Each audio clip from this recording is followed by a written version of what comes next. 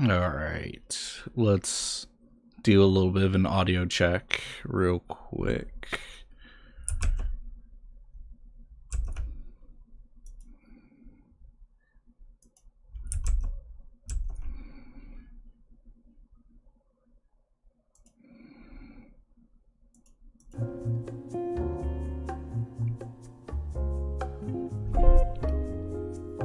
Okay, that's looking pretty good in terms of audio levels. I can maybe lower this a little bit. Alright, that's looking pretty snazzy. Okay. Oh, whoops. I forgot like one thing about this setup that I gotta do.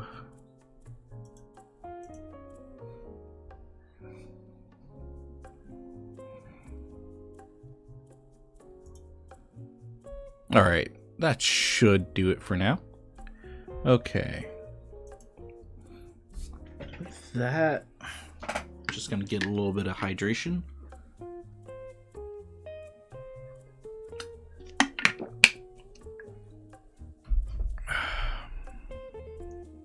Alright. Alright, welcome to the second part of building this beast of a kit. God, that still baffles me. This is just the upper half, and the arm runs the full length of the body of like a normal 30 missions kit. Again, I touched it up just a little bit with that silver Sharpie earlier, and I feel that like shows pretty well under light. Okay. So with that, we're probably going to be moving on to the lower half, which probably will take much longer than just the normal build of the top half. Okay.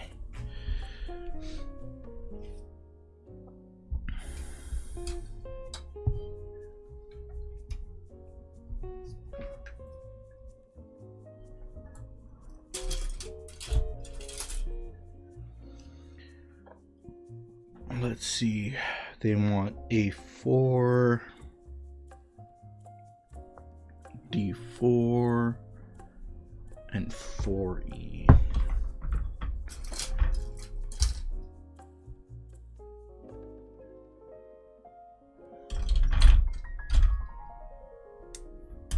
Okay, so here's 4E.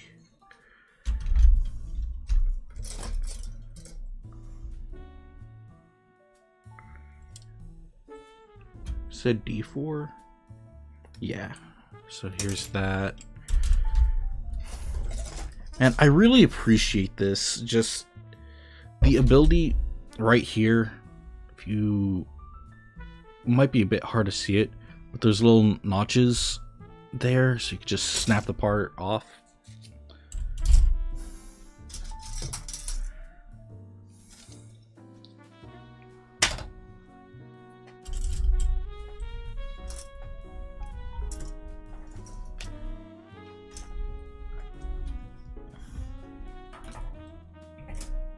Okay, so with that, then they also wanted E2, which is the final piece of the clear plastic.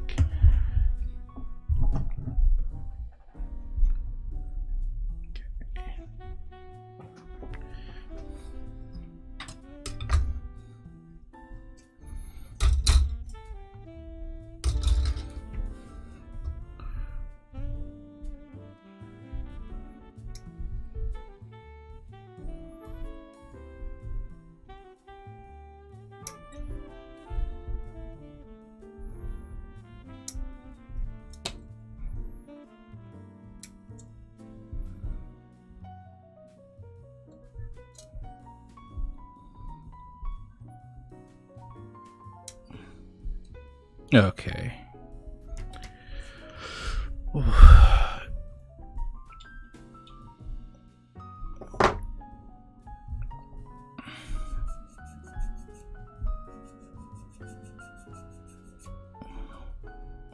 So currently, in terms of like the stories I'm writing, I am writing something fantasy based.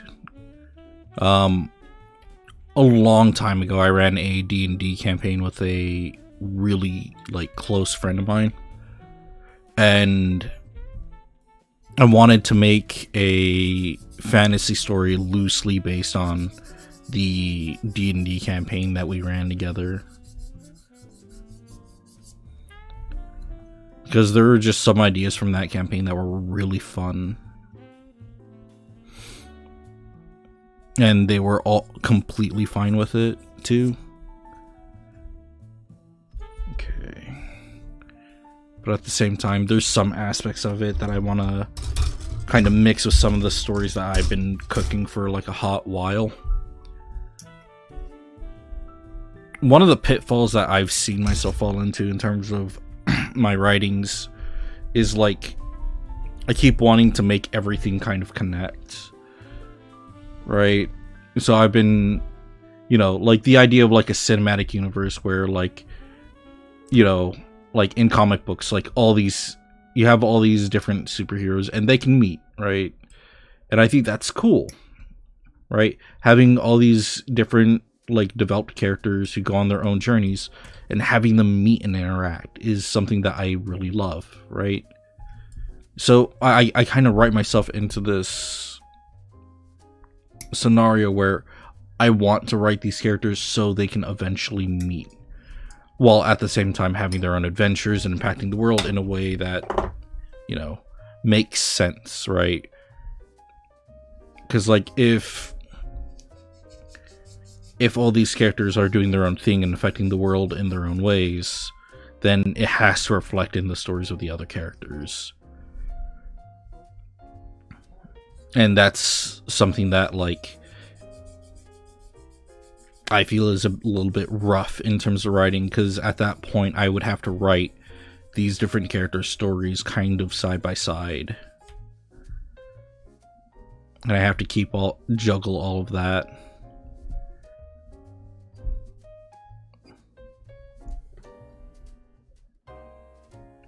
And that is definitely something I want to do. Oh, it's like this? Right? Wait.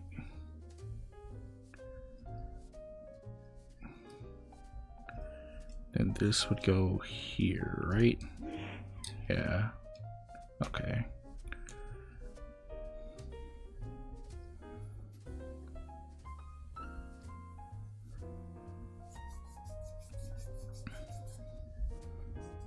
So there's been like one story scenario that I kind of took some inspiration from my time playing my first Final Fantasy game.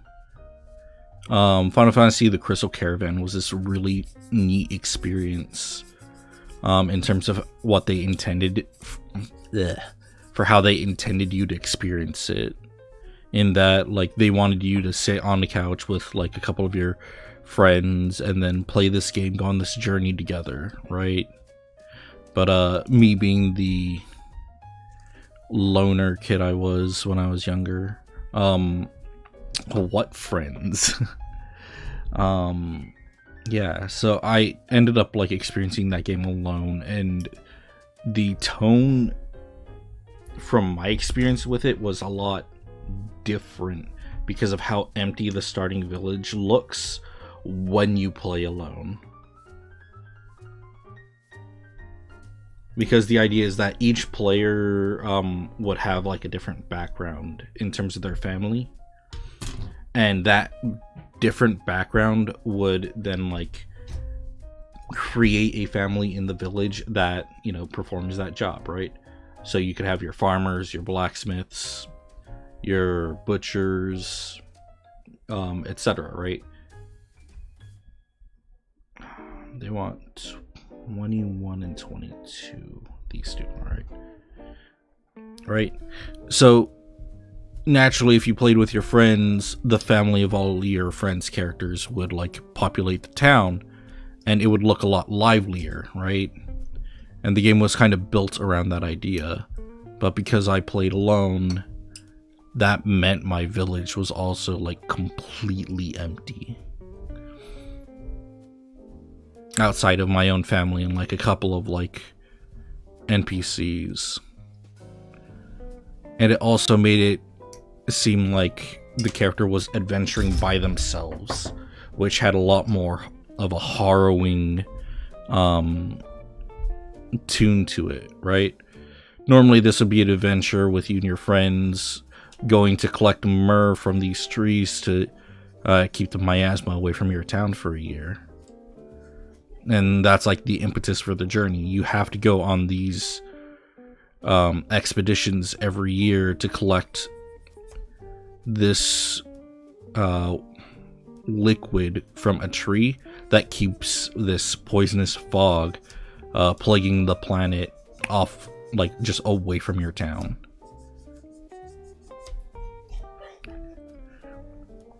So again, normally if you were playing with friends, your character would be in their caravan adventuring with like 2-3 other people, depending on how many friends you had, right? And things look a bit more hopeful because, you know, you have your friends. But if you're playing alone, again, it's more harrowing, it's more dire of a tone. And so that's like the impetus for the like start of that, for like one of the stories that I'm writing, where oh, whoops, almost did that again. So how does this work?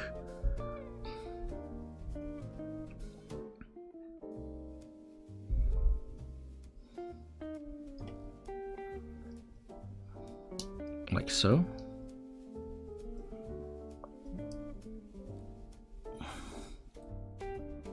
Oh, whoops, I have it upside down. Yeah, so the story would start out with the main character. He's been a farmer for this village, and that's been his family's like job, right? They take care of a relatively small scale farm that kind of keeps the village somewhat like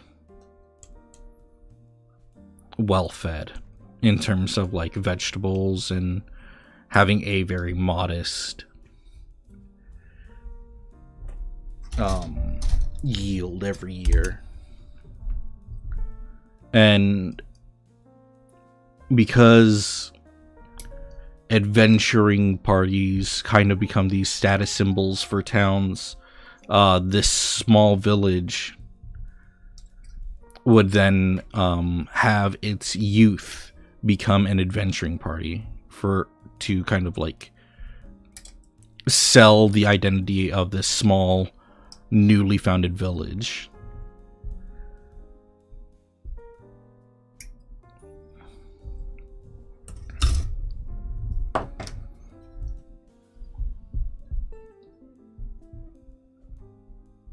Okay.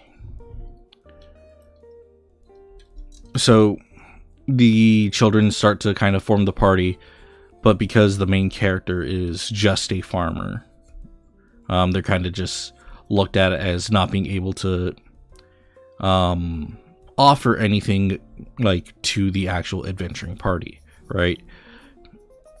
You have the different village elders, like the village chiefs, the founders, because this village is probably like 2 generations old. So they're the literally who's of a village. The village chief's children, one would be like raised specifically to be a warrior, one specifically to cast magic, the other to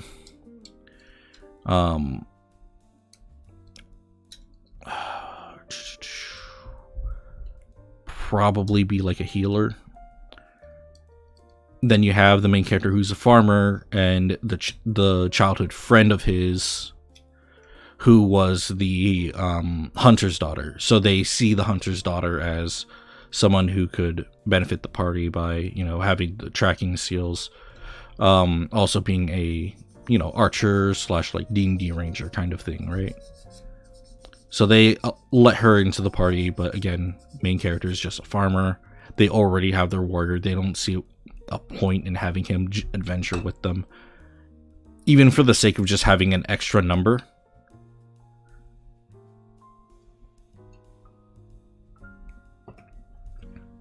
So they kind of just go on this first adventure without him, and things go horribly, horribly wrong.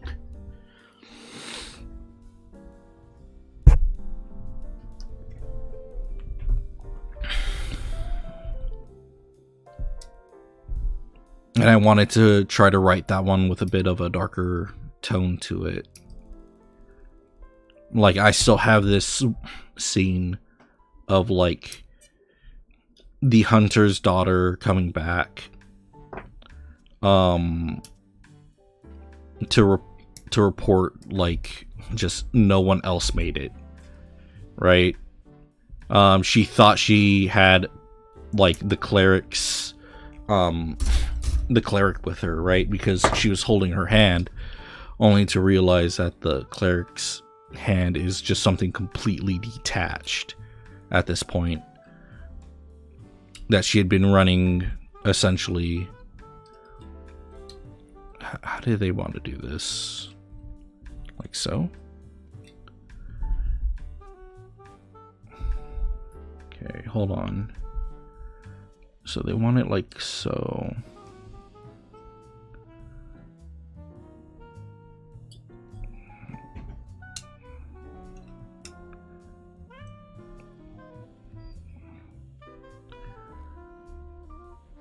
Oh wait, this is probably like...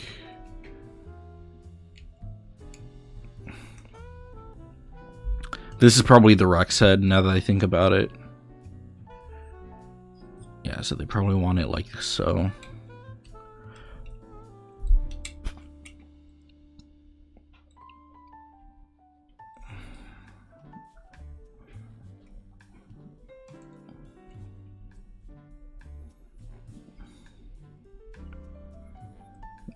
Yeah, this totally has to be like a mouth.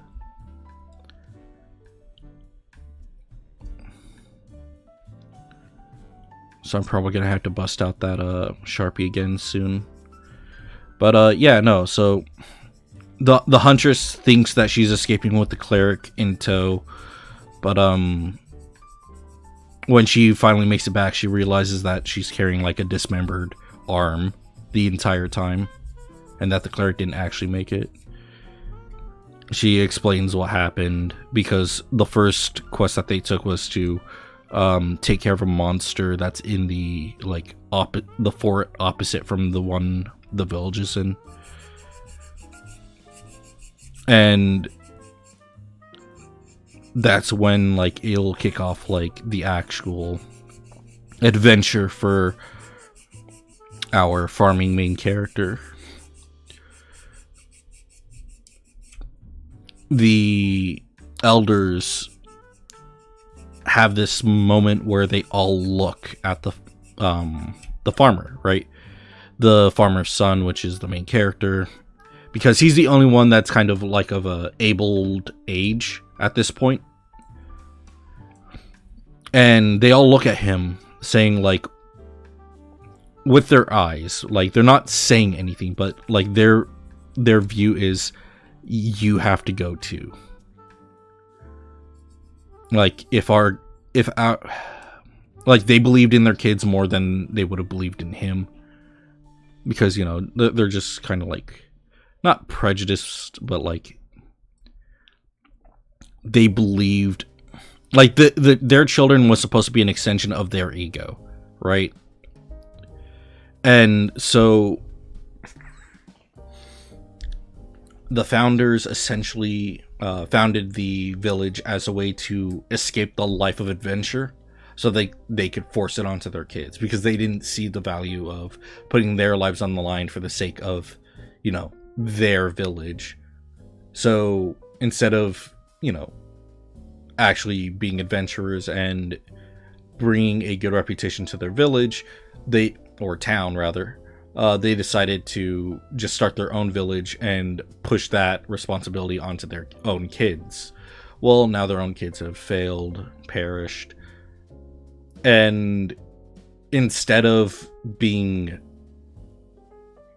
terrified and mourning the loss of their own children, these elders now turn their eyes on to the farmer's son as the next sacrifice for their village that they've lied, stealed, and ran away to create.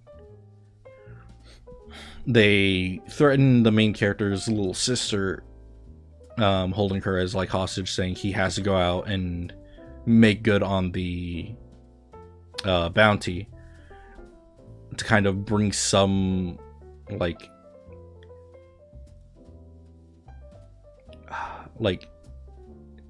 respect to the name of the village.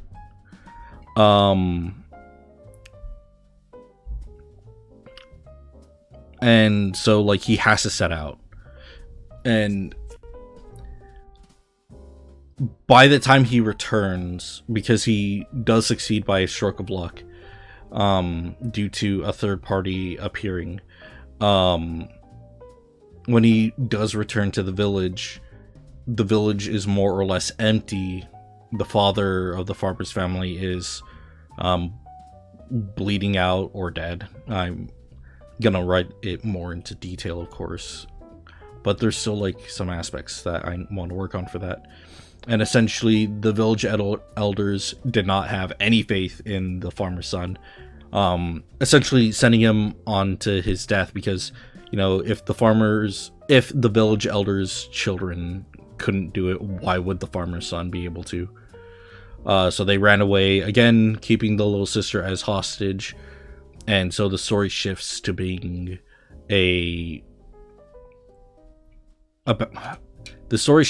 about the farmer's son seeking out the village founders and trying to find his sister. Okay, next is D8.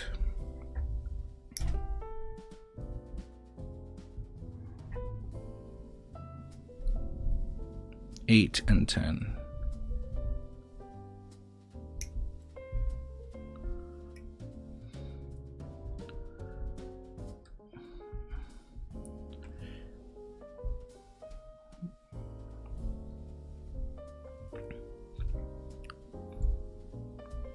So I'm in the middle of writing that, and I have that being able to lead into meeting another character already. A girl who's like a knight apprentice.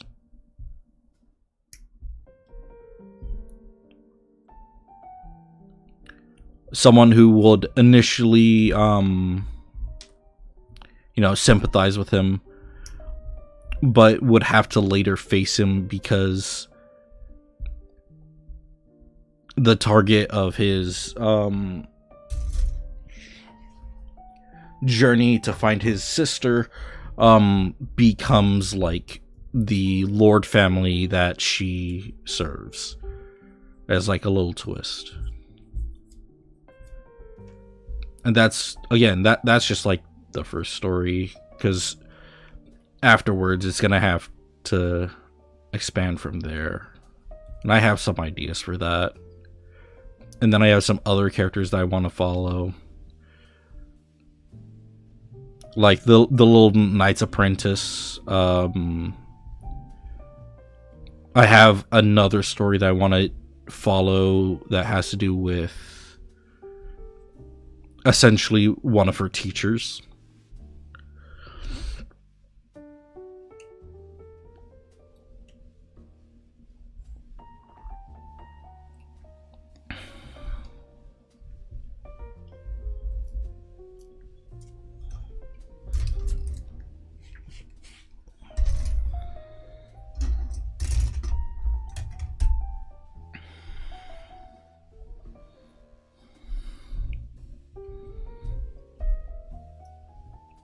So That's one thing I want to end up doing.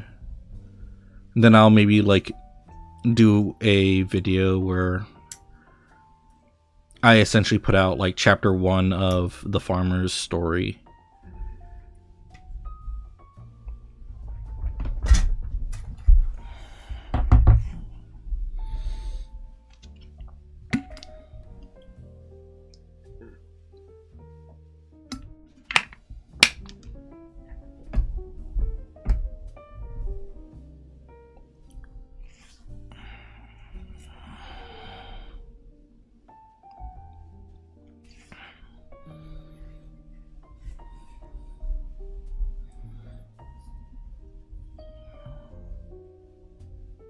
Alright.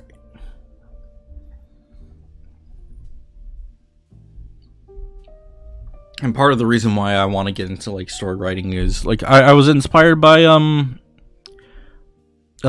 Vickers, actually. Liam Vickers, if you're not aware of, he's one of the writers for Murder Drones from, I think they're called Glitch TV right now.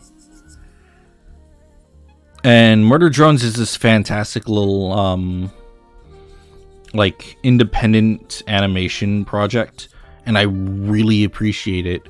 But before he worked on that, he wanted to do animation like solo, and he also had a channel where he would essentially do as the channel was called, Scary Storytime with Liam, right, where he would write, you know, little horror stories.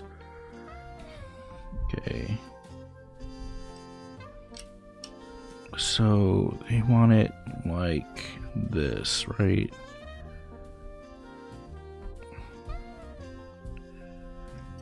So I'm gonna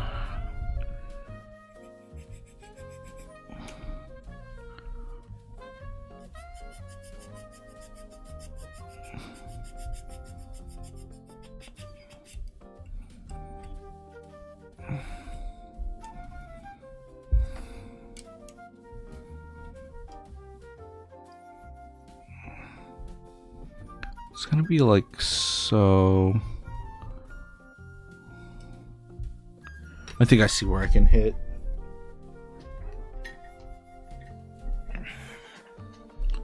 There's a couple of details I think would stick out really well with Silver Sharpie.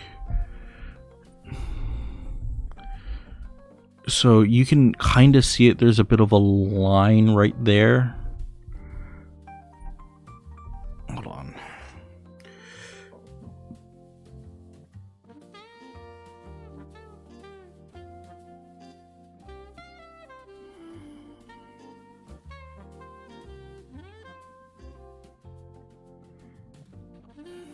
Okay, so right there, and then there's also this right here.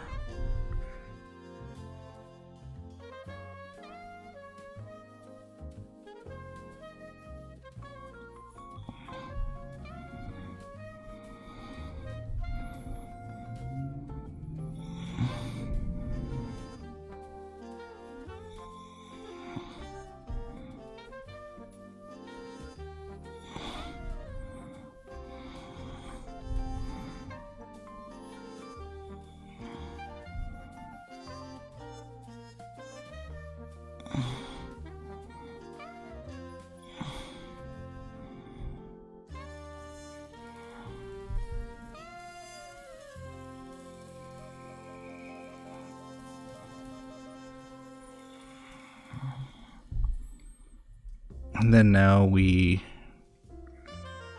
put this here, and it stands out from under that green.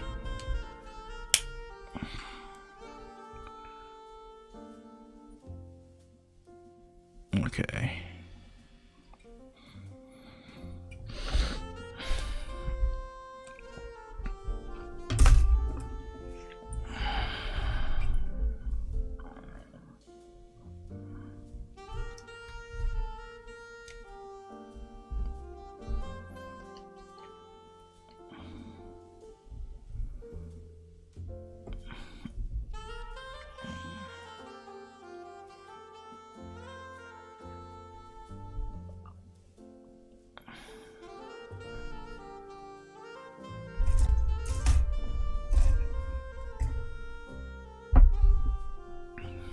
Okay, now I think they want me to make the seat.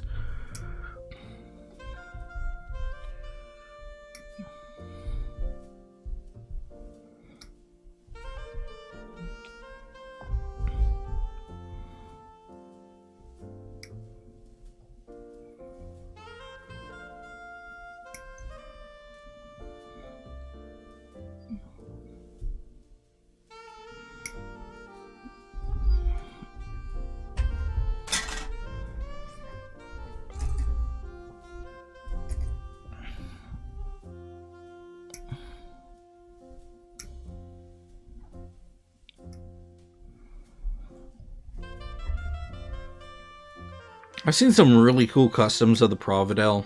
Like, there's one that's been popping up on my timeline every so often. Of, like, a Provedel as a scorpion. And that's a really fun and neat way to take the design. I've seen, like, quadruped kind of styled ones, if I remember correctly.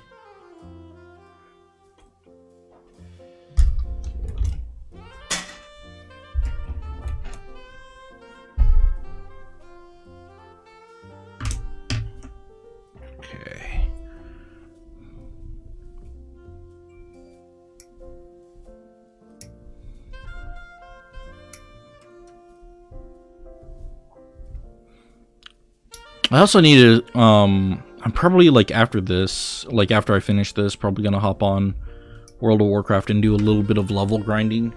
Because I've really been slacking on that.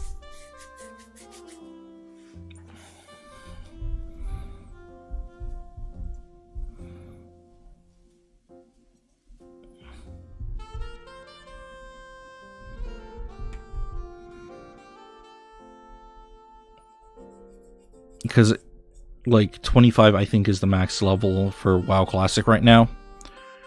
So I'm getting there. I'm like 15 or 16. So I just got to keep up the work, and then I can get there. Because I really want to be doing that. Like, I want to experience what it's like to do endgame content for once.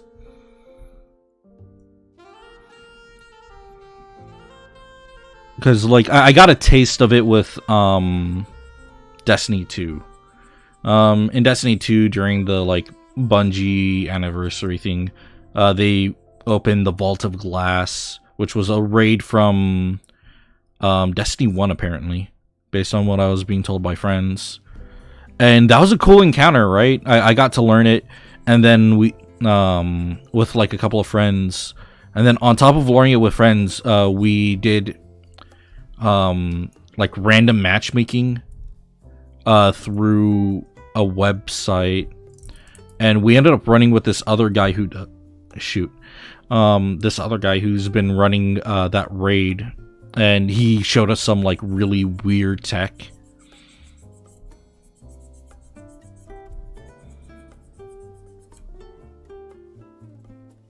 And that was a whole fun thing.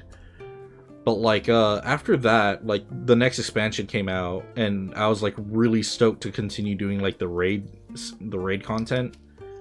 But, like, more or less, like, the friend who got us into it didn't want to bother with learning, this particular raid.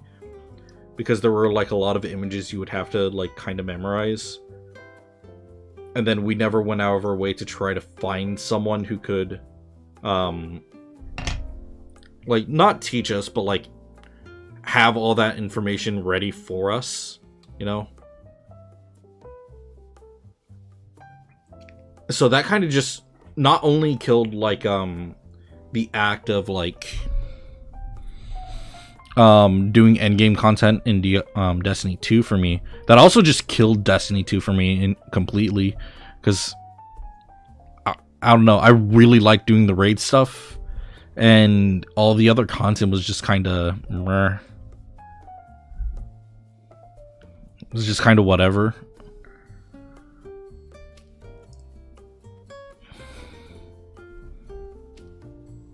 And then it was like, well, I kind of want to try to see if I could do some of the other stuff, but that also ended up falling through. I got a taste of it again with running some of the content for like Final Fantasy. I played a bit of that yesterday actually, and that was a good time.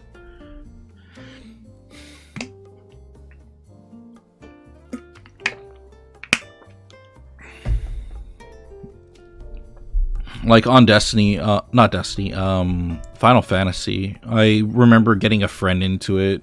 They bought the like expansion and all that stuff, and we were like, yeah, let's run it.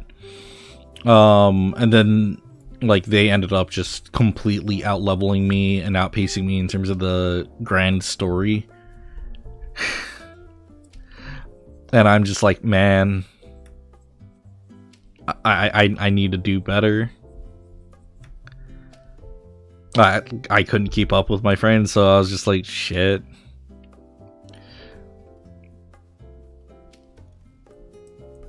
Right, it's supposed to be like this, right?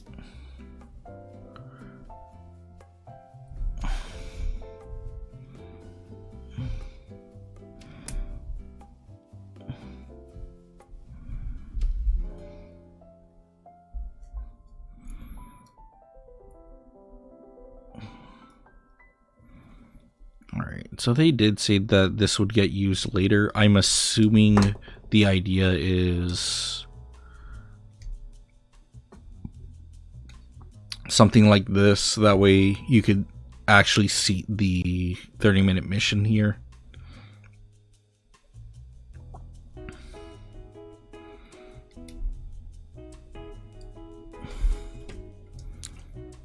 But like either way, like for now, I think I could just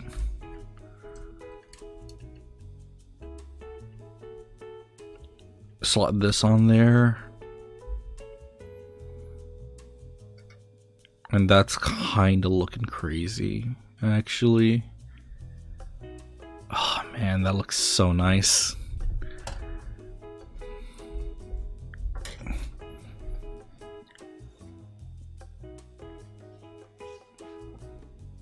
Okay. 5B, 5C, 5D.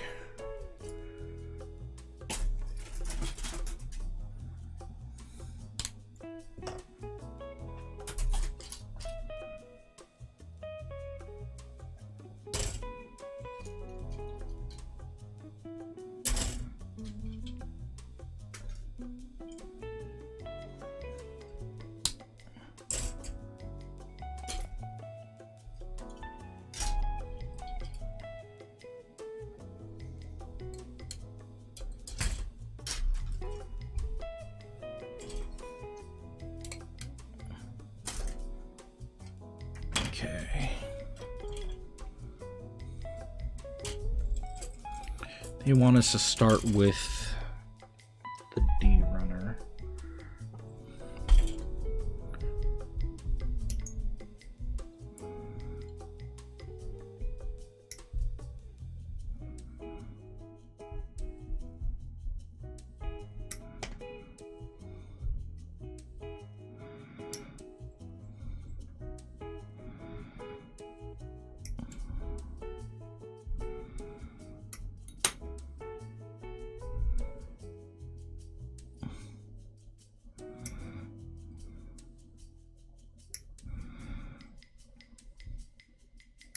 I don't need these cut out yet, but I'll just have them off to the side.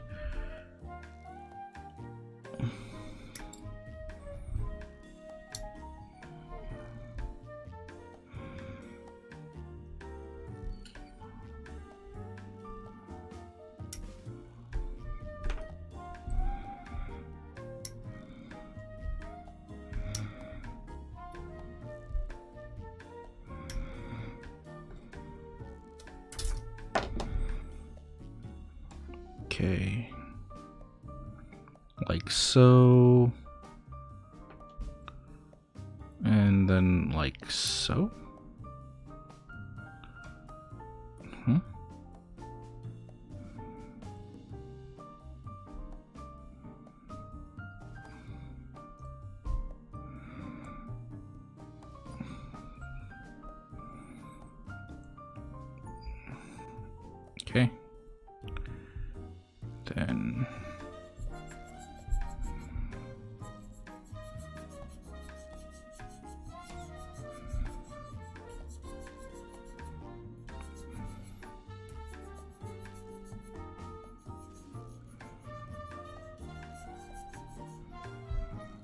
But yeah, in terms of like New Year's resolutions, I keep pushing it back. I need to get a Switch dock. The one I have for my Switch like went bad like I want to say a year ago, and I just never went out of my way to replace it. So I'm gonna get a dock, that way I could plug it into like one of my monitors, and then I could actually play my Switch games, because the idea of just holding my Switch just feels awful. I'm not much of like a gaming on the go kind of person. Okay, so they want 12 and 13, 12 and 13. So the idea of like, you know, air quotes console time and having to hold it in my lap or like in my hands, just, I don't know. I'm not a fan personally, and that's been like a major thing, because it's like, if I want to play a game, I want to play it while sitting down at my computer.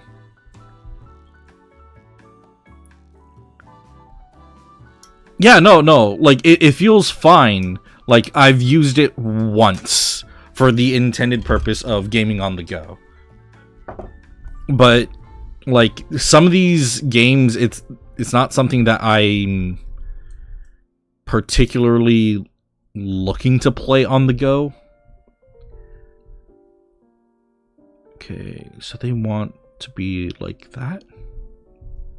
Yeah, they want to be like this. Okay.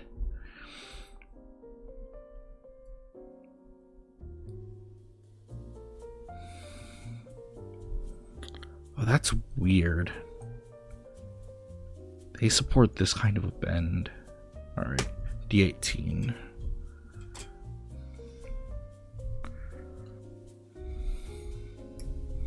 Okay. But yeah, like, because I can't get over the idea of, like, I want to play game and sit down. Yeah, no. I realized that mine had drift, so I had to replace those already. And now I have a controller that I can use for my computer and my Switch. So I'm, like, ready to be able to play it again when I can get my hands on that dock.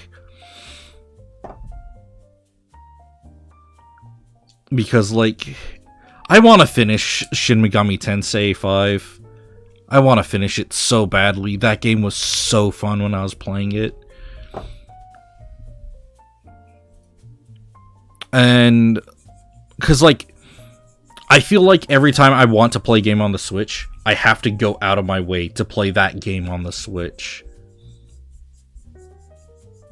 Instead of just, like, having something I could plug in, turn on, and then play on one of my monitors. Right? And I went out of my way to play Metroid Dread because that game was just fantastic. It wasn't the Metroid game I bought the Switch to play, because I bought the Switch for Metroid Prime 4. But, you know, still, like, as a Metroid fan, Metroid Dread was so fantastic. I will never forget watching that Nintendo Direct. I'm popping off in the parking lot of my job on my way home, and then I look at the, like, I think it was the YouTube chat. No, it was Twitch. It was a Twitch chat, and just resident sleepers.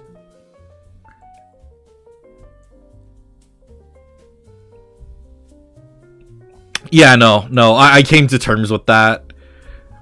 Because, like, for a while, I was having this weird, kinda anxiety, but not really. Just over it was the dread of, Metroid Prime 4 being on the Switch 2. Right? But, like, I've come to terms with it. It's fine. I got to play Dread. Me owning a Switch wasn't a complete, like, air quotes, waste. I got to enjoy some time playing Smash before I just went like, yeah, no, I don't really like Smash.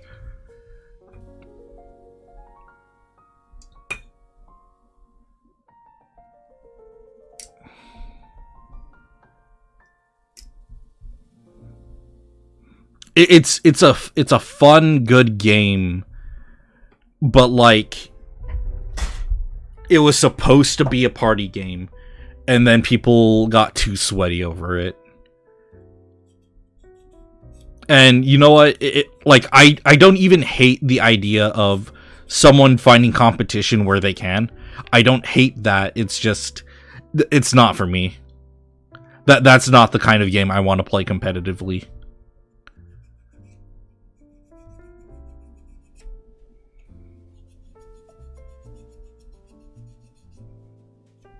Yeah, Street Fighter and Tekken, like, I don't know. I always respected, like, fighting games at a distance. And then one of my friends convinced me to pick up Street Fighter V. And I did enjoy my time with Street Fighter V, despite, you know, Street Fighter V being Street Fighter V.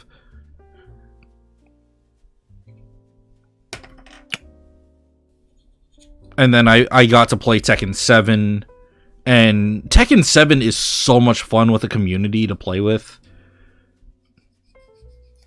Because, like, we were all bad at that game. And that's what made it fun. Like, fighting games are peak when you're playing with people your skill level.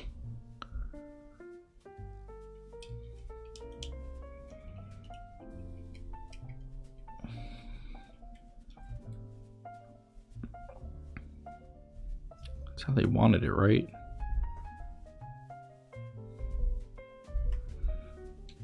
Oh, wait, what? They actually want it like this?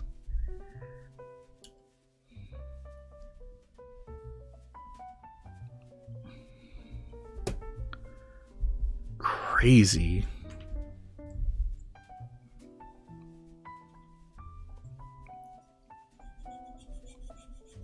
Dude, I'm glad you can be hyped for Monster Hunter, man.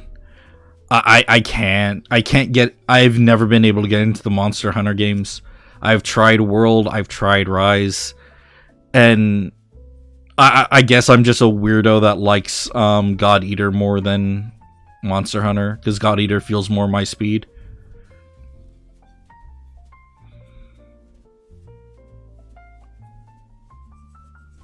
Yeah, no. Back when I was in high school, like, I had friends who were playing, like, Monster Hunter on the 3DS in my library, and they would go on hunts together, and they were also playing, like, Pokemon together, and that was so fun. But yeah, no, God Eater was more my jam. And I still need to finish God Eater 2 and God Eater 3. I've been doing myself a disservice because of that.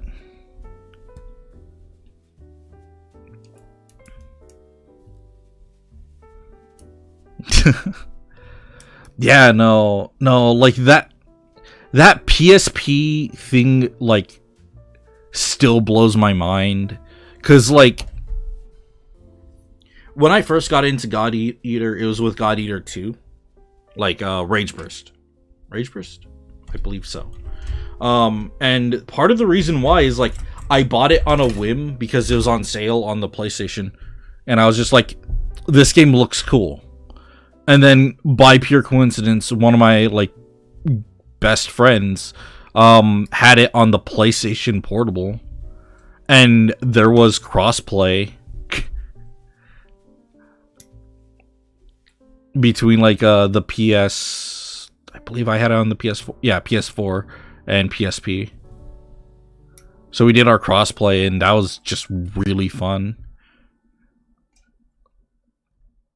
We didn't quite beat the game. We beat the base game, but we didn't get much further. And then I lost the save because I got rid of my PlayStation.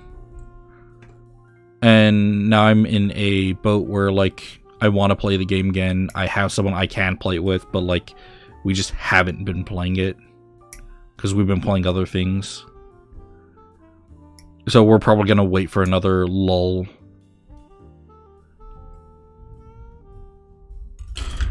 Oh, thank you. I really appreciate hearing that.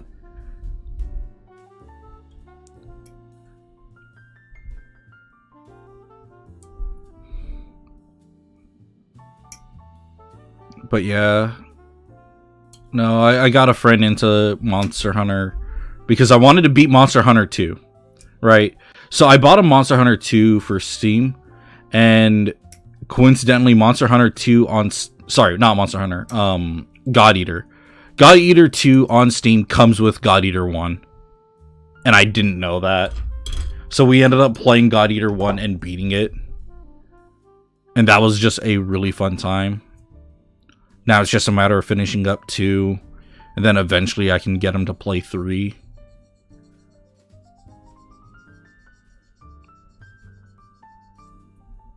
And then by the time we eventually beat 3, maybe they'll announce 4.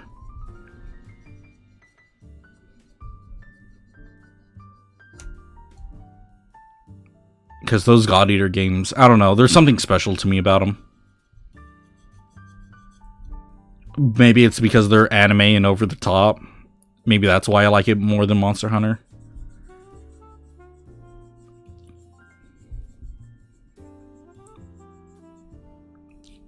That would be tragic, but at the same time, I would be fine with it.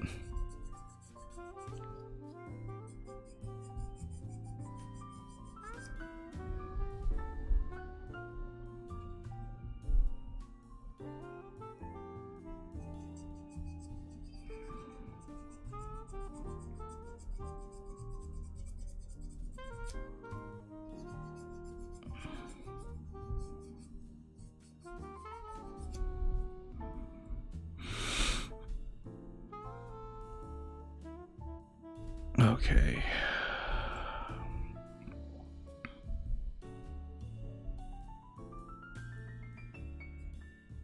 How is it?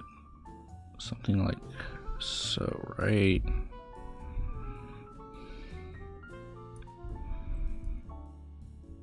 Yeah, something like this. I'm still excited for Metroid Prime 4, even though it's taking a minute. But like, I remember like being really excited when I first picked up my Switch, thinking that like me picking up the Switch would be a return to me owning like, no, Metroid Prime 4 is the new GTA 6. It's wild.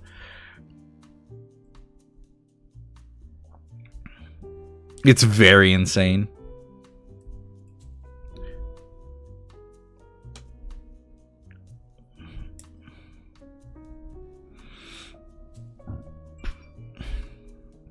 But yeah, when I first picked up my Switch, I was like super excited. I was like, this is gonna be the return. Excuse me, sorry. But it was gonna be the return to like the days of me on like the 360 and Wii and whatnot, of like actually owning physical copies of games.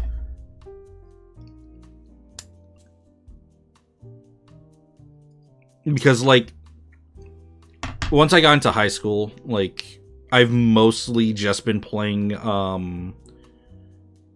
like,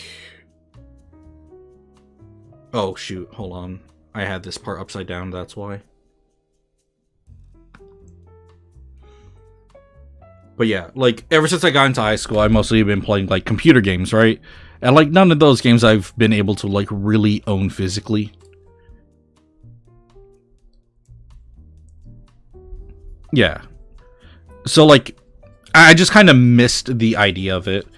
When I got like one of my first jobs, I bought a PlayStation 4. And like all the games I own on the PlayStation 4, aside from Street Fighter, were digital. So I was like, okay, the Switch is going to be me returning to physical. And that was a lie. That was a major lie.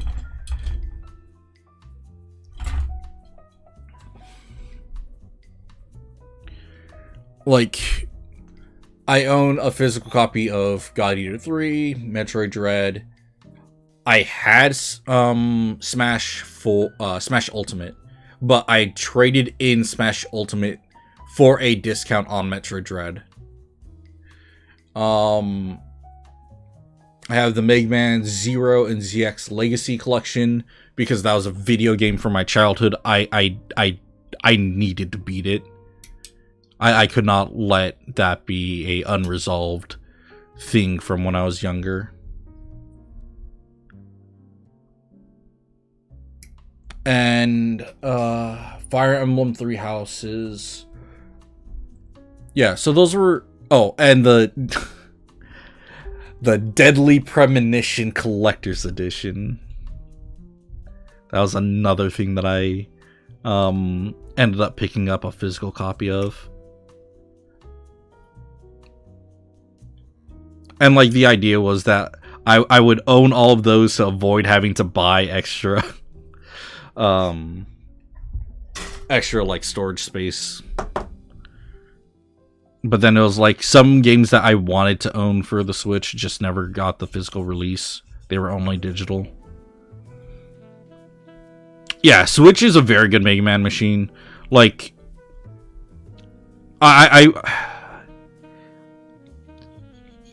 if the Mega Man Battle Network collections didn't come out on Steam, I would have bought them on the Switch.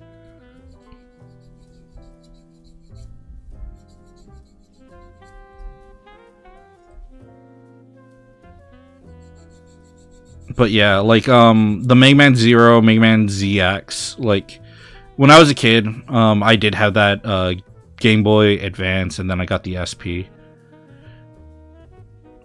Yeah. But for me, it's whatever. I don't really mind the borders. But yeah, no. Back on the Game Boy SP, Game Boy Advanced SP. I had, what was it called? Wait, hold on. Did I do that backwards? Because it's supposed to be like this. Okay, no, I did it right. Okay.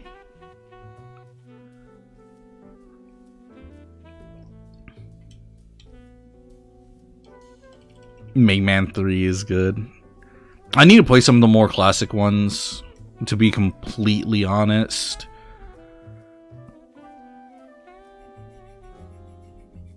I was very restricted in terms of, like, what games I could play when I was younger.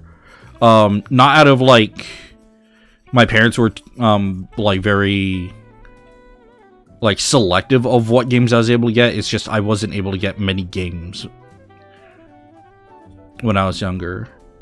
So, like, I did manage to convince my parents to get me Mega Man Zero 2 specifically, not knowing how hard that game was in terms of its design.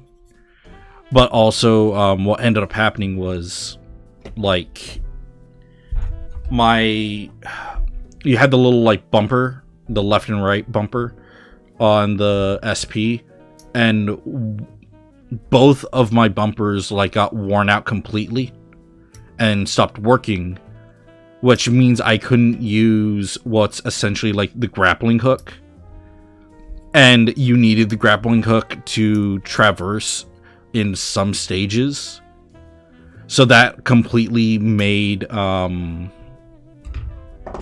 Zero 2 an incompletable game. Yeah, Zero 1 is a pain. I did beat that game. I've beaten 0, 1, 2. I think I'm working on 3. Unless I've beaten 3. I don't remember.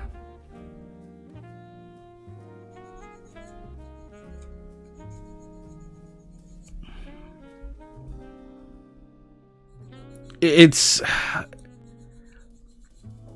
So, Zero 1 hasn't aged because of some of its mechanics, where they want you to grind. But at the same time, like, story-wise, I think the story for 0-1 is pretty decent.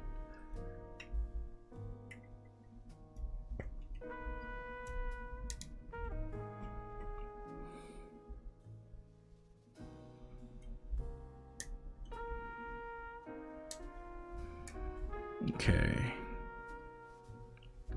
Jesus, these legs. Alright.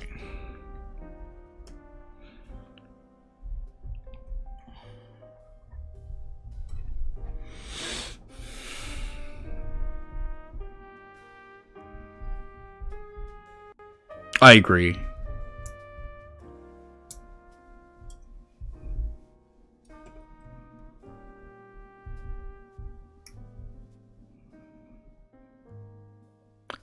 So, like, that was another thing. I really liked ZX and ZX Advent from what I played of them. I want to beat them. I liked the... low-key, it has some, like, tokusatsu vibes, where you get to henshin into freaking, Zero and whatnot. Zero and X forms between the two games.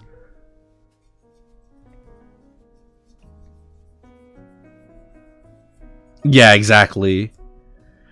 And, like, it's also a little bit like Metroidvania-ish. So, like, I don't know. I want to go back and give that game, like, a genuine shot. Oh, that's interesting how they did that.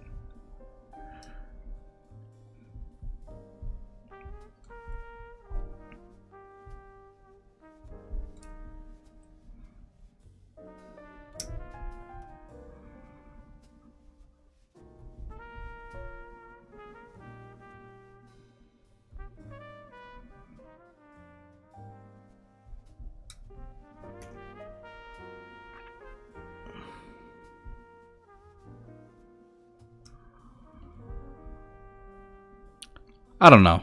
Like, I need to experience those games myself before I, like, judge them on, like, any Advent, like, anything.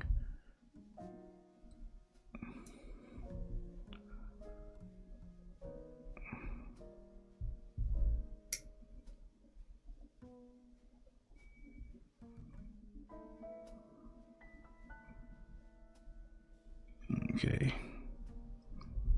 I really do like bad voice acting, though.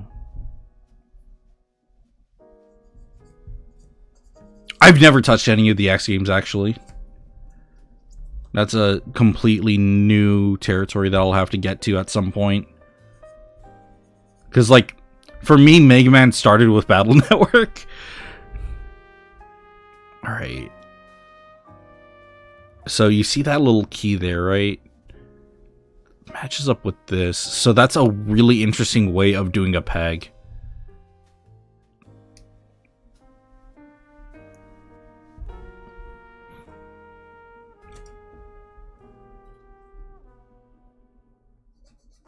So for me, like, I don't know.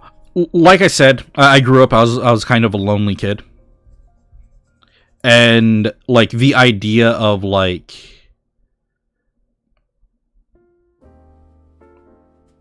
Oh, sup, lol.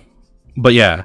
So, like, for me, Battle Network, like, just the idea of having a personal companion with you at all times in, like, your pocket.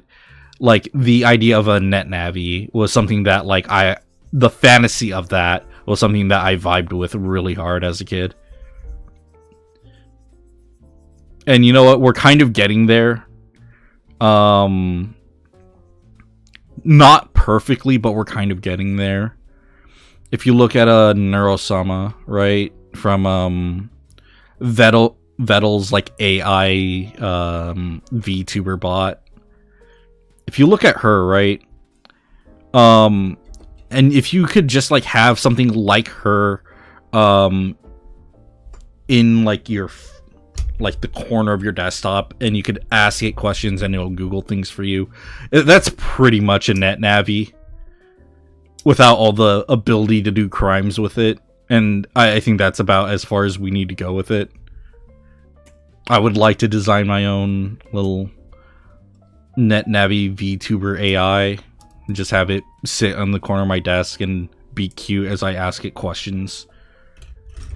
Being a better Siri, I guess.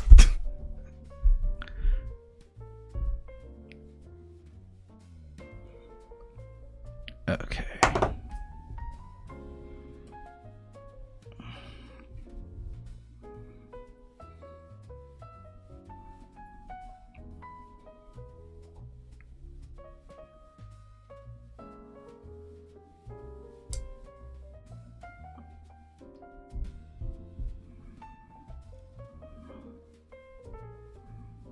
Alright, so there's that.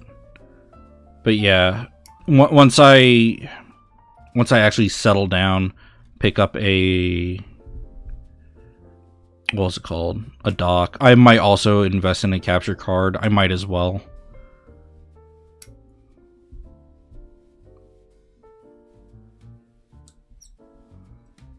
Honestly, an AI desktop companion Miku would be a really fun thing. And then they could sell you on like a library of like, you know, just Vocaloid songs that you can have her sing on demand.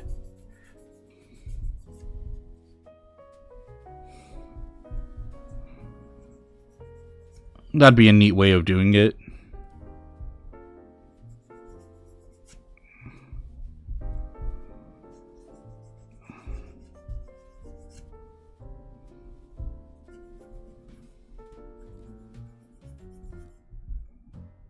Okay.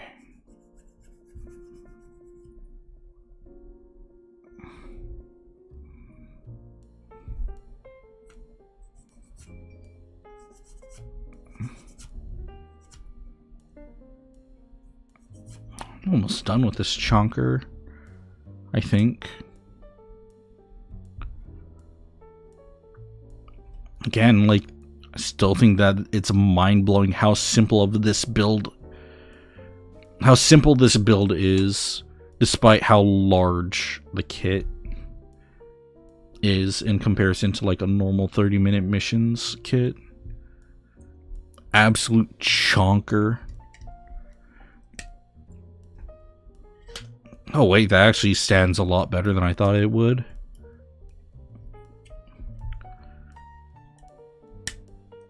Oh yeah, there it goes. It's snapped in place. Okay. Oh, whoops, that foot is backwards. Okay. Okay.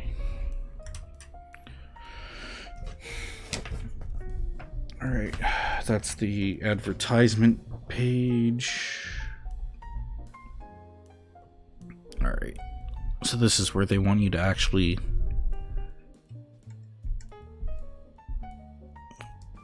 Did I have these backwards? I do have these backwards. Okay.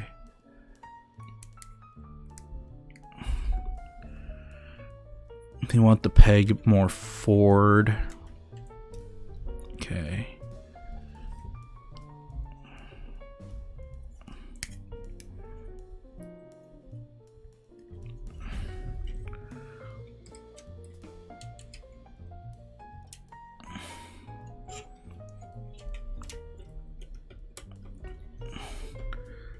This thing almost stands all the way up to the camera. That's crazy. Okay.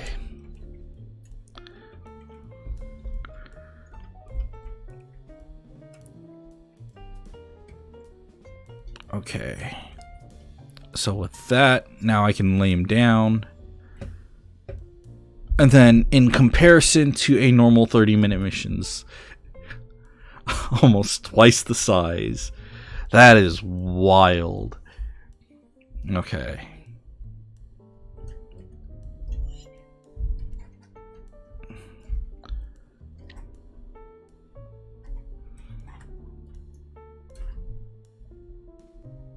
Okay. Now, the next part, we still have the tail unit and the weapons.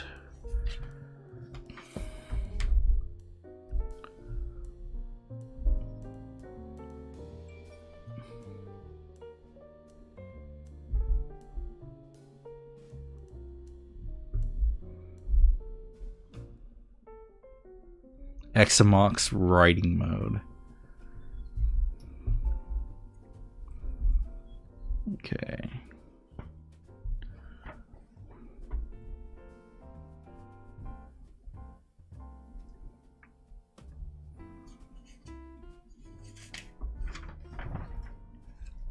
Okay, so I'm getting there. I'm getting there.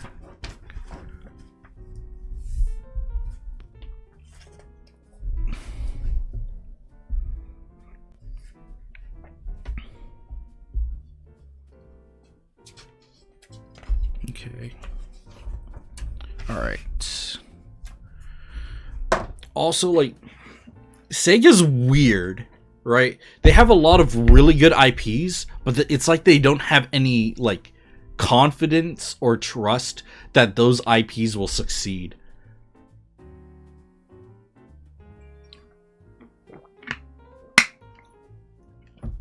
Like, for the longest time, like, Sonic's been in a really weird state.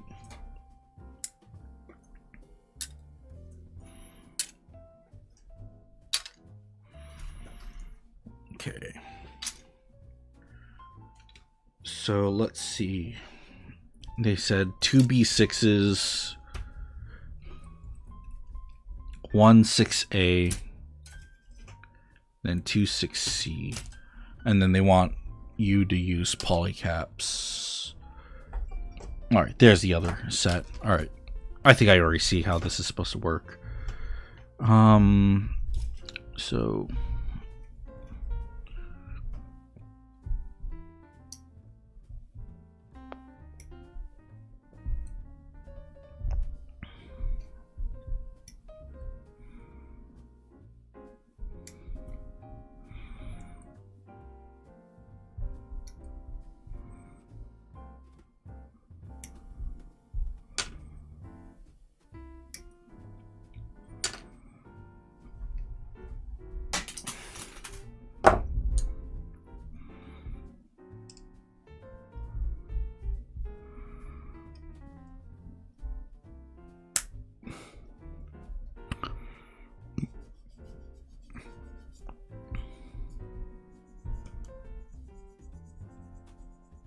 like, it took until I think like Sonic Frontiers for them to realize, oh wait, people actually like Sonic.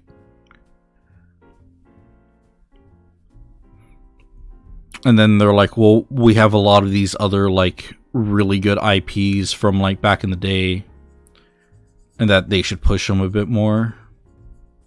Because I think we're finally getting something with like Shinobi again. Like, they had like a arcade collections thing that they're gonna push out. So that's good to hear.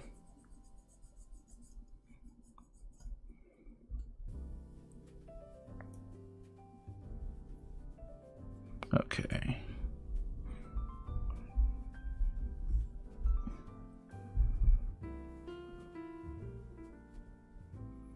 Welcome back, Tokupunk. Okay.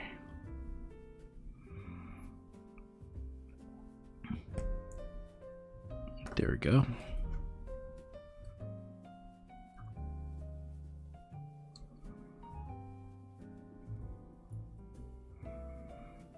Yeah, Bomb Rush Cyberfunk. It's good to know about that. I'm putting some faith back into like what was it called? What was the original called? There was Bomb Rush Cyberfunk, and then there was Jet Set, right?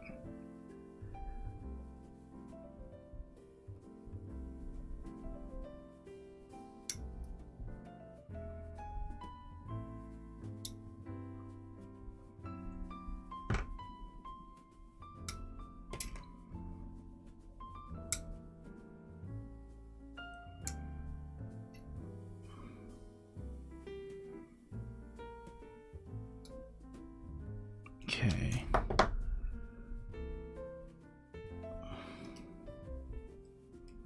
So what, they want it like this?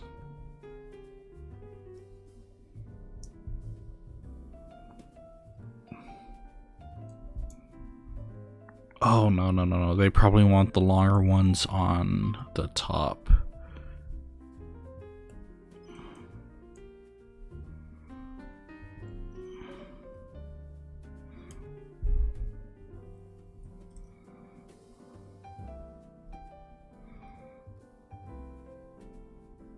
No?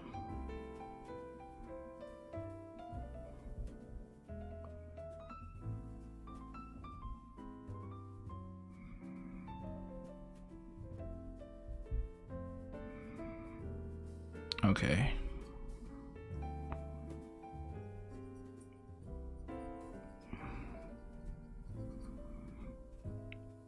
I know this is a bit of a pipe dream, but like, out of all the games the few games I played when I was like a kid, there's always been like one game I've always wanted to get like a sequel. And that was Amazing Island.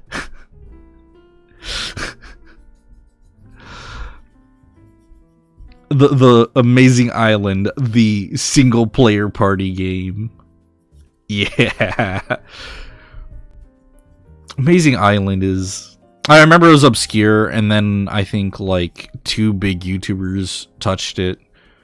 That being like Jaden Animations, and I think, oh god, I can't remember his name. Alpharad. I remember those 2 people talked about it, and that put like a little bit more spotlight on the name of Amazing Island. But that was like this weird, obscure Nintendo GameCube game that I played as a kid that like no one knew about. And I still think it's a fantastic game.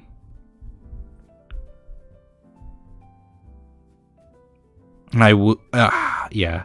So, like, it's just like, oh yeah, you get to make your imaginary friend. Your imaginary friend has stats for these party games with mini games, and it's just a whole fun little thing I really enjoyed as a kid.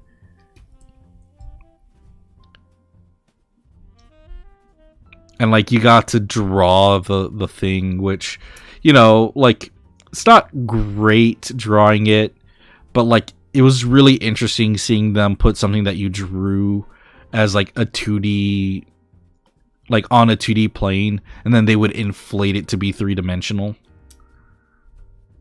Like, that was a neat little thing that they did there that I really appreciated.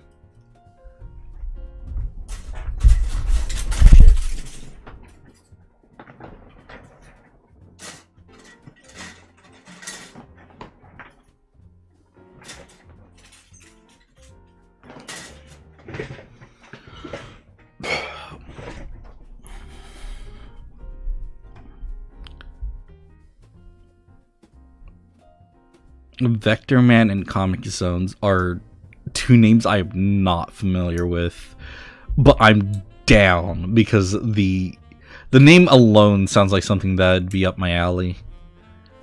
Like, Vector Man, like, I have no clue what Vector Man is, but Vector Man sounds like a thing I'd be really into.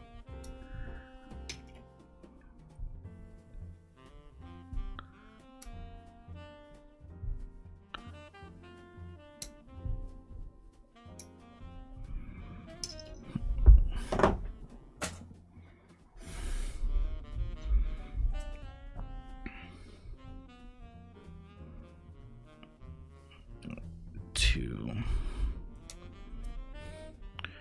3, 4, 5, 6. Okay.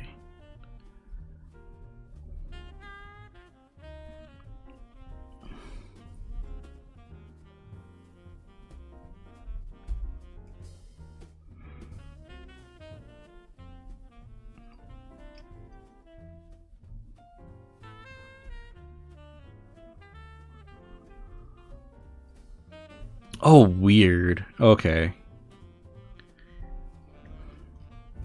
Shit.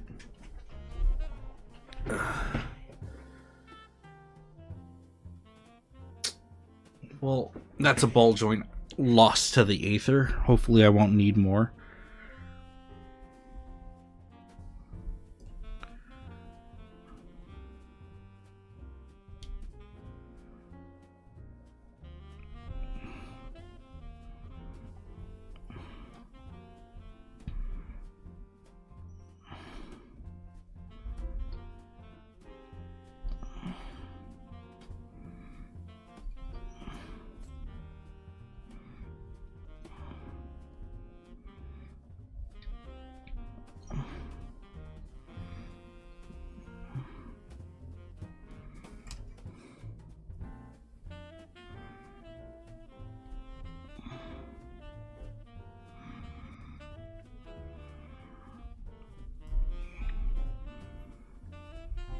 Okay.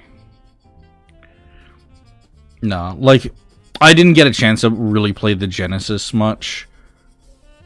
I think I got to play at, like, one person's house one time, and that's what got me into, like, Marvel vs. Capcom 2.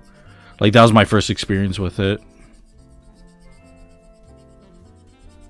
And then, like, it was a game that, like, as a kid, I played it one time, and, like, it was imprinted in my brain that it existed, and that I never got a chance to play it again.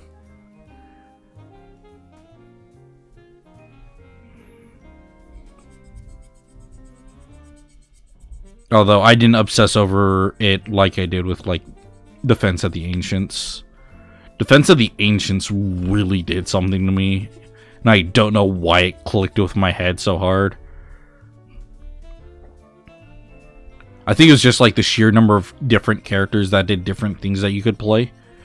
And the idea of that being, like, that means infinite replayability because of all the different team compositions you could make. Not that I was thinking that deeply into it, but just the sheer number of different characters that did different things. I know that was, like, the first appeal of Dota to my 8-year-old brain.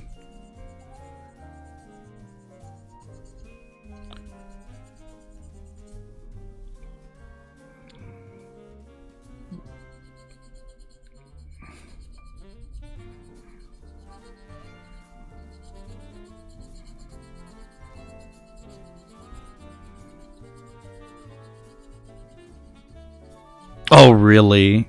Oh, that's crazy, dude.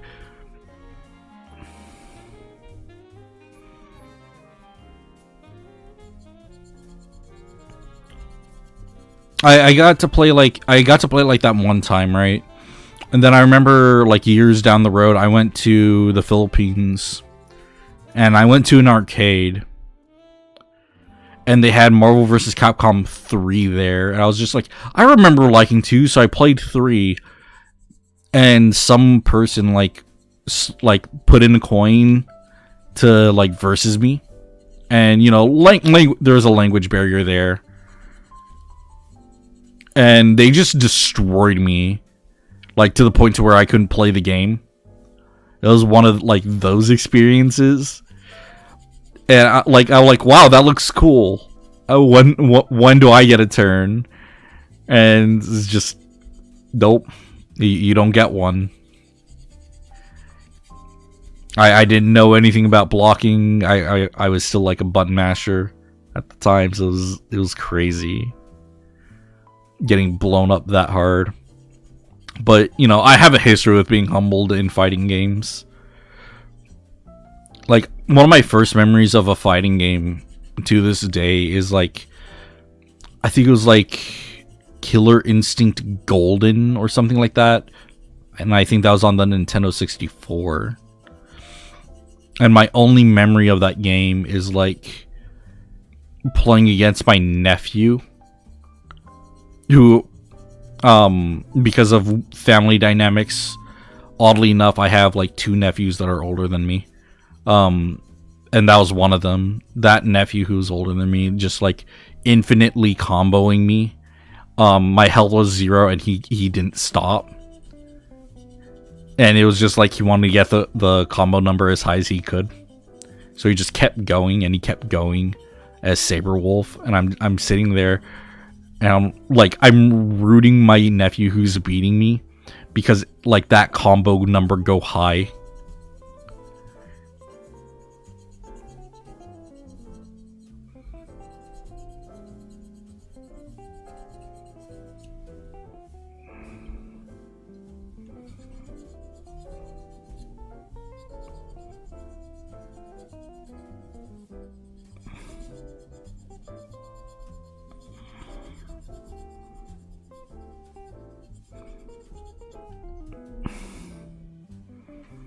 Oh yeah, lol. I'm also probably gonna be playing more Warframe later.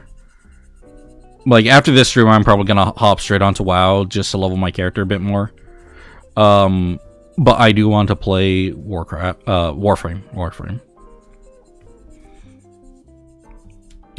Right before stream, I was playing just a little bit so I could get a feel for Volt again. and I was doing some of the Heart of Deimos storyline, and that was it was starting to get good right when I was like, I should probably start stream. Okay, so now that it's like this, that plugs into here, right? Yeah, it does.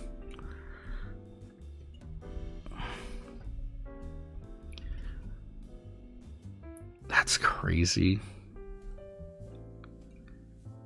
The tail can't support itself in terms of weight, though. But that's fine. I could probably, like, tighten that up at some point.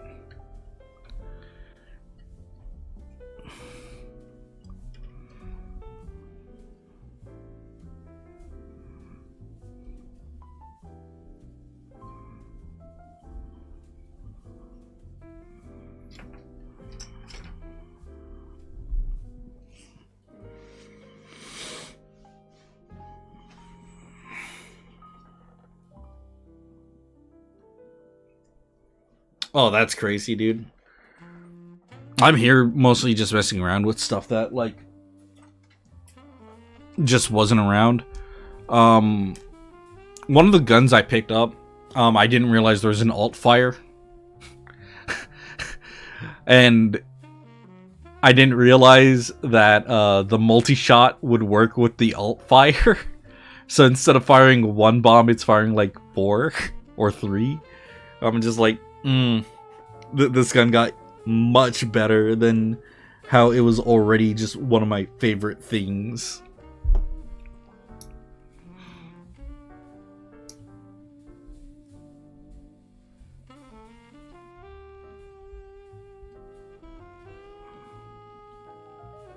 Oh my god. We're talking Warframe, my guy.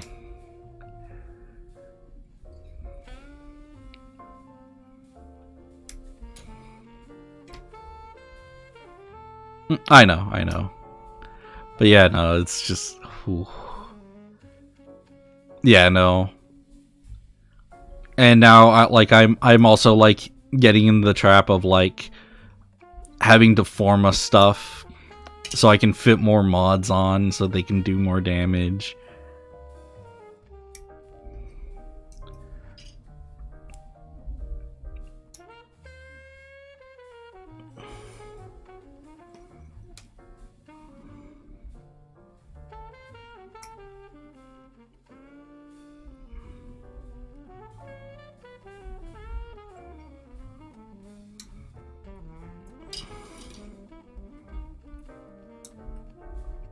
Oh, lol, you were talking about Steel Path, right? If I remember correctly, like, you were talking about one of the newer guns being a shotgun. Because I'm definitely in the market for a new shotgun.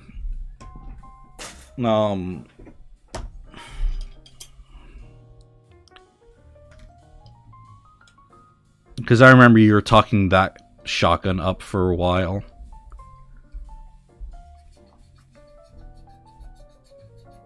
And I got some mods for it that I think are pretty decent.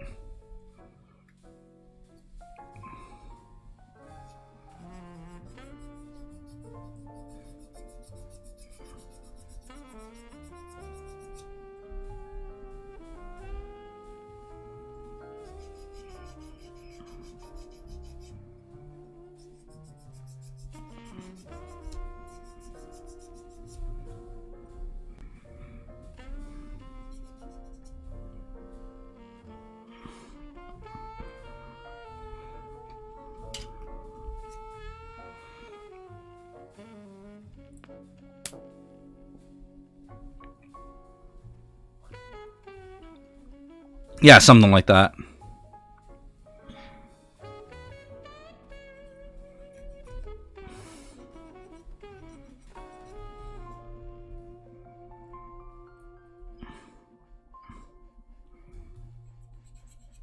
I'm gonna get that. I want to sell off some of my Ayatin treasures.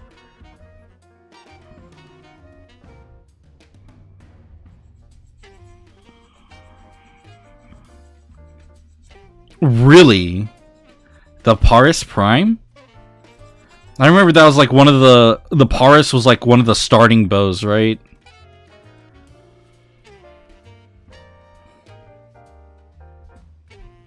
Wait, do I still have my Bratton Prime?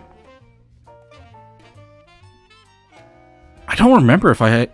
I know I had the Sybaris Prime. I remember having a Bratton Prime and really liking it. And then noticing that it was falling off. So I don't know if I still have it or not. I'm gonna have to check after this.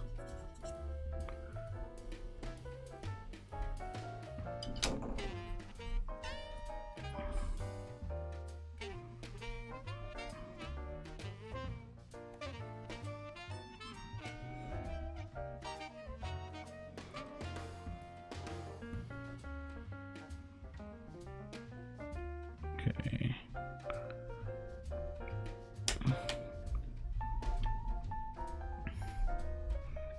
I need... what is it? This one.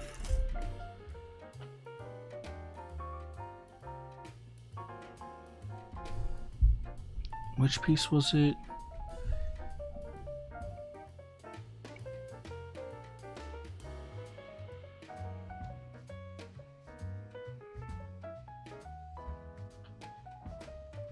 Am I looking at the wrong sheet?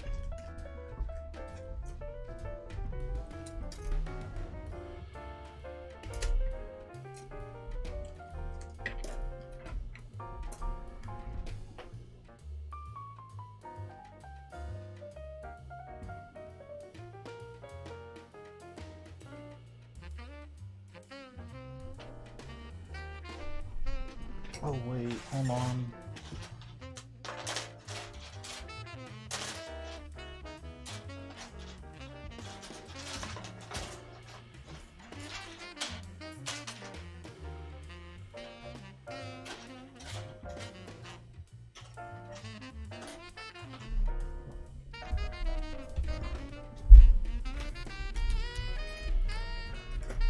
Where did I put it?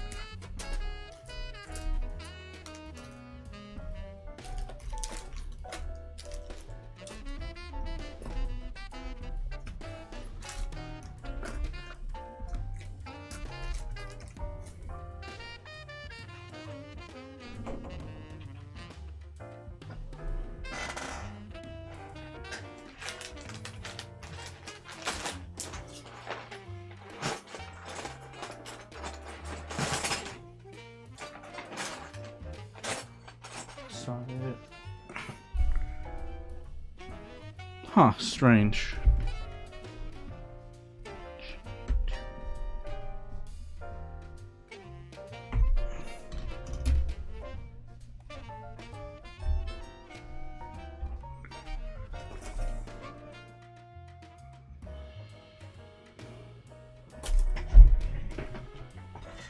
Did I toss it earlier?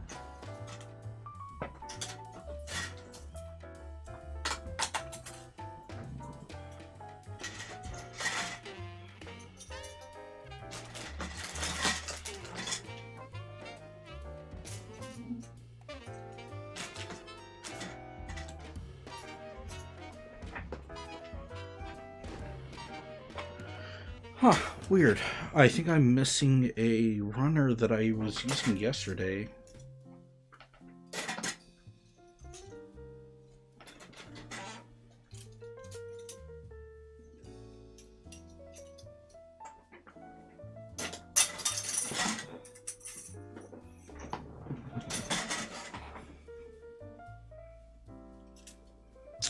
Strange.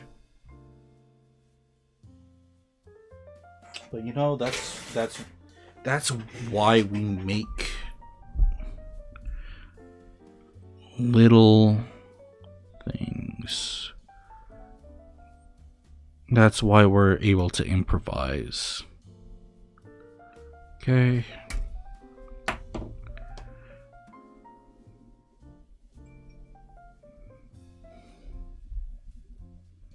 Actually, hold on, wait. Before I do that, am I gonna need these?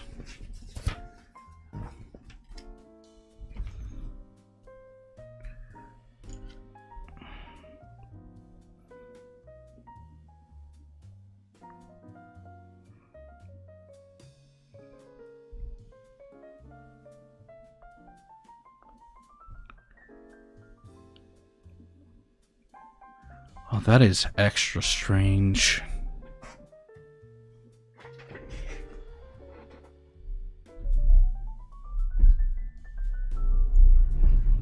Ah, there it is.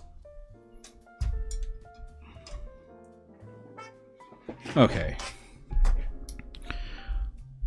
Alright, yeah, no, this, in hindsight, was actually a slightly important runner. One that I shouldn't have lost the way I did, but I found it. Crisis averted.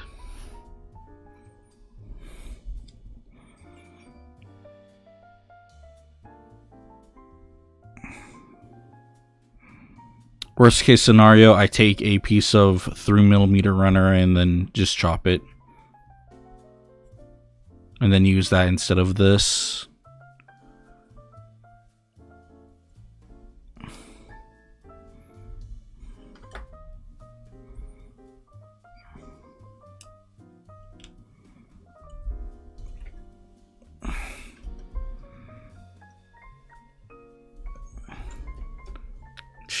Jeez, this thing's insane.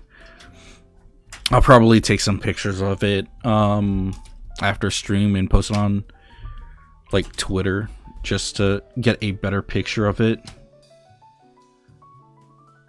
Okay, so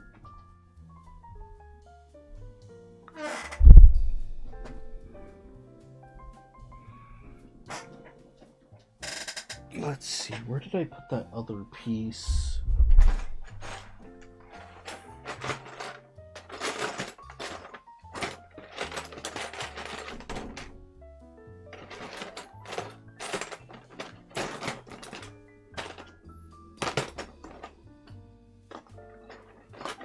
So I didn't put it in here. Whoops. But yeah, just real quick tangent. Oh, one moment.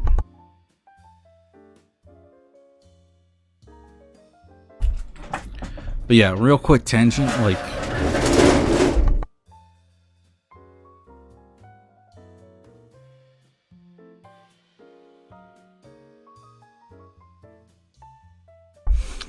I've come to really appreciate the SD Gundam kits, right? Even if they're sticker hell, just some of these parts are really high detailed for what they are. And the act of painting these would probably also be hell, but be very beneficial to just bring out some of those details. Alright. I also want to butcher some of those kits to make them fit with 30-minute sisters, because that's going to be a fun thing to explore with.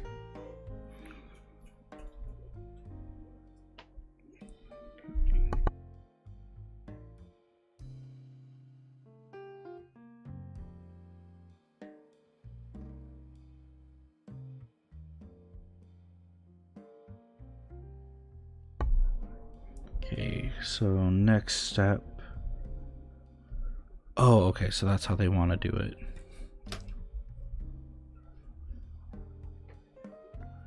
Oh, interesting. So one end of the one pieces are hollow and the other isn't.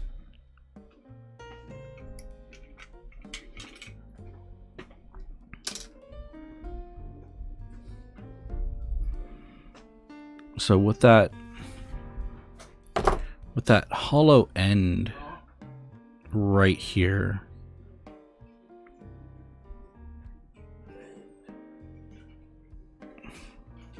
can do that to it. Okay, so this, and then they want you to then grab 13.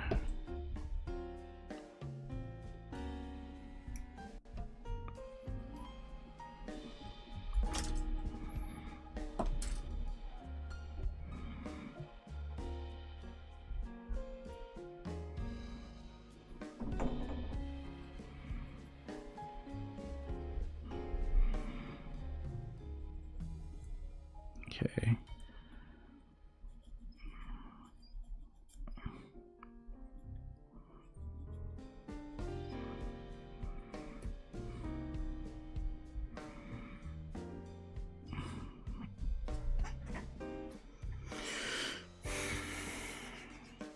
Just gonna try to take care of these nub marks real quick.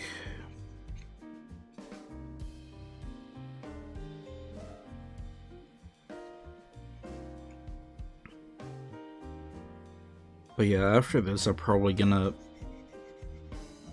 do a quick dinner before that WoW thing, because I'm really starting to feel it.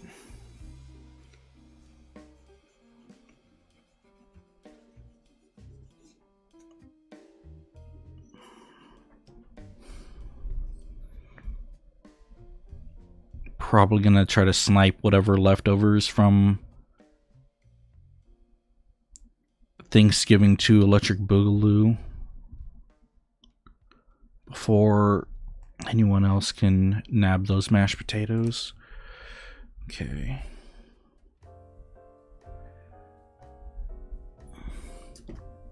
Then they want you to do the same on the other end. Got it.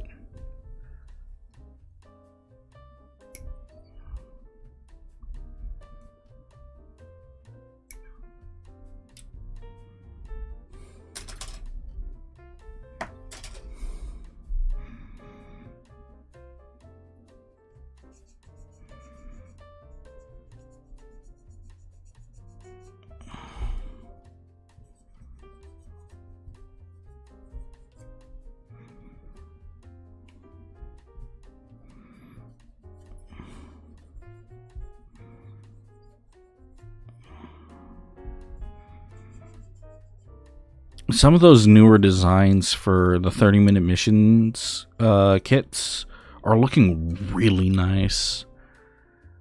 There's one that looks very, like, I want to say front mission-like in terms of its design,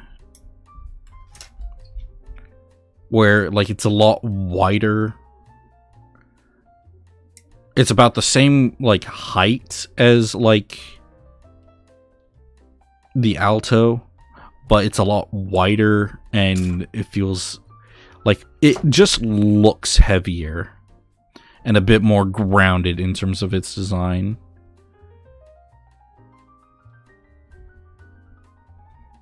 And then, like, the little God, what are they called? Roy Roys? The little Roy Roy has his little chicken walker, like an ATST.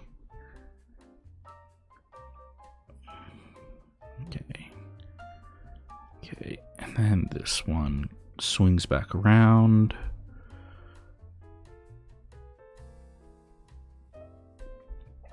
Oh, whoops. Did not mean to bend it like that, but yeah.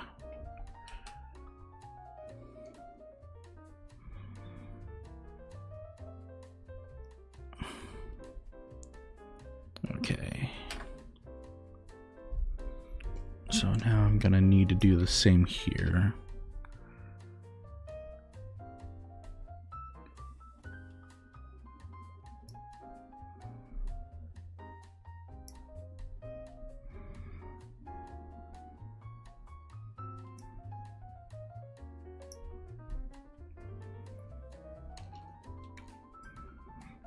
Speaking of Front Mission was another game I picked up on the Switch that I want to go back to. Front Mission 1 was a very interesting experience.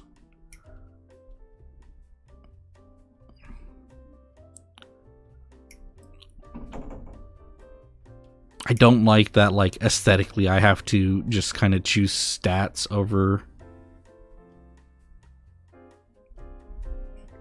Oh, that's understandable. I just didn't like having to choose stats over aesthetics. Oh,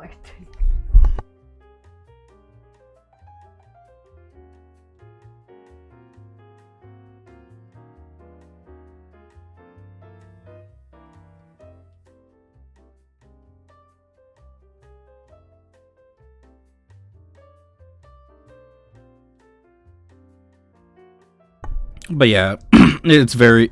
I see what you mean by like digital tabletop. It's very similar to what was it, BattleTech? I think it was BattleTech, which I do have on Steam. I do want to like revisit that now that I kind of like have a better understanding of like overheat mechanics and whatnot. Because that game, like I remember it being really hard, but after playing a bit more of Phantom Brigade, because that game's interesting, and a bit of like a bit more Fire Emblem, because Fire Emblem is just nice. I think I'd probably have a better chance in BattleTech. But yeah, no, like I just want to finish up the story front mission, because I do like front mission. Based on like my limited experience with it so far. Because of course my first experience with front mission is Front Mission Evolved, which isn't a front mission game. Traditionally speaking, it's closer to like Armored Core.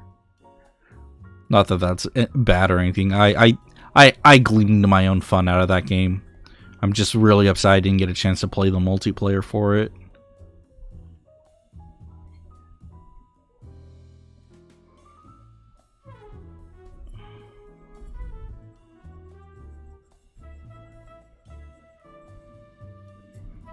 Okay.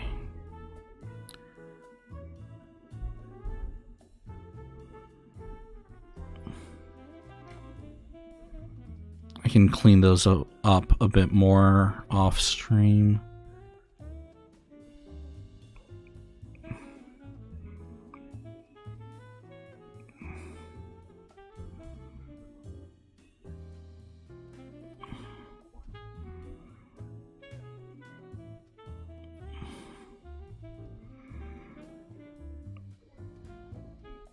Shit.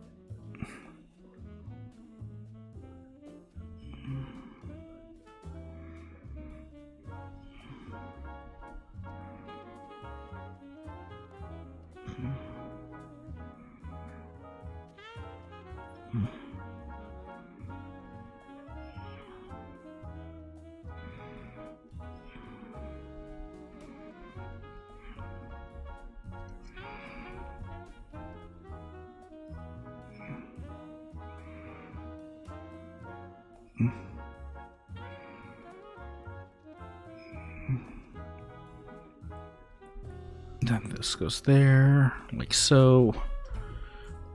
This then goes in here.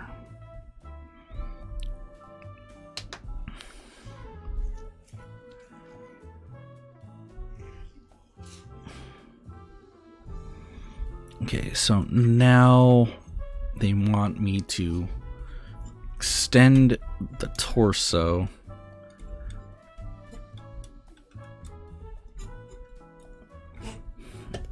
Like so.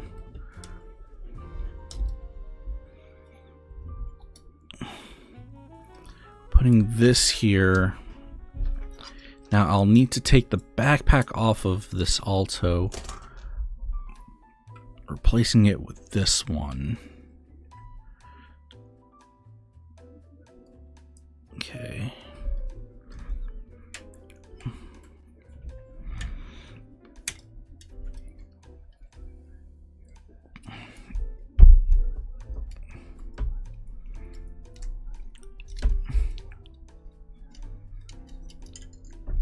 Hold on.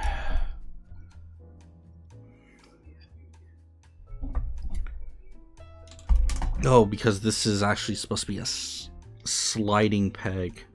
It's not supposed to go all the way on.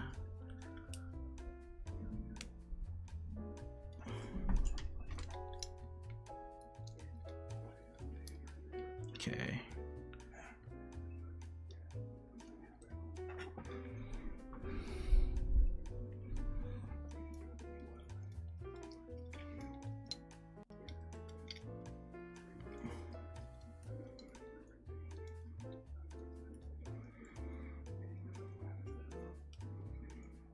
Okay, gonna have to do a bit of that.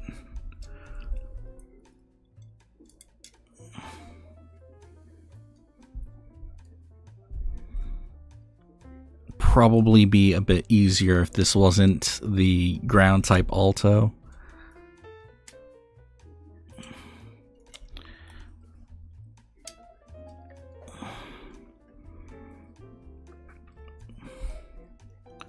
Okay, so now that that's done, you slot back in here.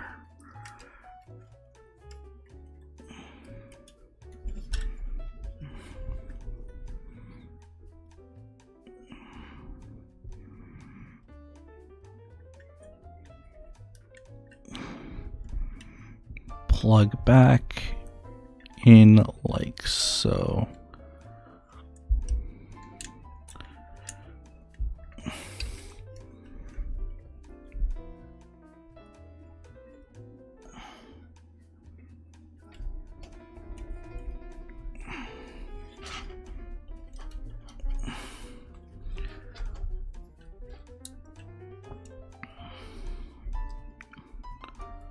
So this is about right. Now the top has to come forward.